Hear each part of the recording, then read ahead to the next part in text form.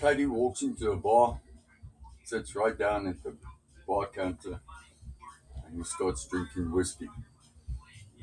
But this flea keeps on bothering him. He keeps on jumping on his hand while he's drinking. So he says to the barman, do you have a ruler? Barman says, yes. He says, I'm going to show you something. He puts the ruler upright and he tells the flea, jump! And the flea jumps over the ruler. So Paddy's all a bit tipsy now and he pulls off the one flea's leg.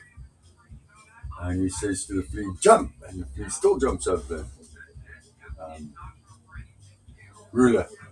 So he pulls off another leg. He says to the flea, jump! And the flea jumps again and he goes over the ruler. So Paddy now pulls all the flea's legs off and he says to the flea, jump! But the flea doesn't jump, just lies there. He says, but flea, jump! And the flea doesn't jump. And Paddy looks up at the barman and he says, fleas are deaf when they don't have any legs.